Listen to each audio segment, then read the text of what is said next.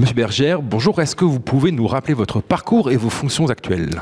Tout à fait. Écoutez, moi, le fil rouge de mon parcours professionnel, ça a été tout ce qui touche au montage et au financement des grands projets d'infrastructure. Je l'ai abordé du côté du secteur public, en animant la mission d'appui au PPP au Trésor français il y a de ça quelques années. Puis du côté des grandes institutions multilatérales, j'ai travaillé plusieurs années à la Banque mondiale sur ces mêmes sujets. Et puis ensuite du côté du secteur privé, en animant une association de grands investisseurs en infrastructure, fonds de dette ou d'equity.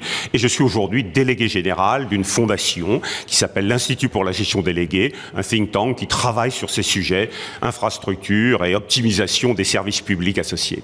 Très bien. Pour en revenir au thème de cette année, de la Paris Infra Week, selon vous, quelle est la principale menace qui pèse aujourd'hui sur la souveraineté des infrastructures en Europe ?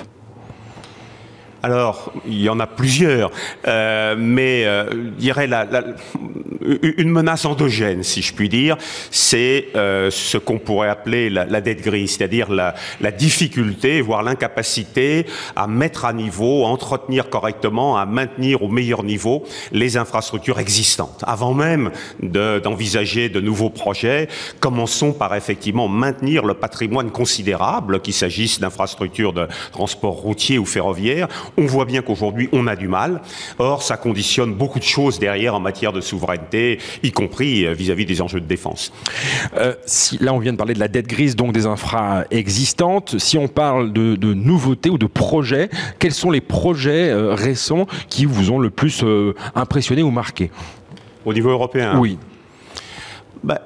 Écoutez, je pense que il y a un projet en cours qui consiste à connecter les différents États pour parachever l'unification physique du marché intérieur et le connecter notamment au travers des infrastructures de transport ferroviaire, et je dirais même de grande vitesse.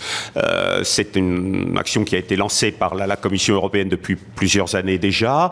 Je crois qu'il y a une relance qui est en cours et qui devrait très prochainement se traduire par de nouvelles incitations, une nouvelle communication de la Commission dans ce sens-là pour accélérer la cadence et parachever, là encore, cette unification physique et décarbonation du réseau de transport qui permet de relier l'ensemble des pays européens.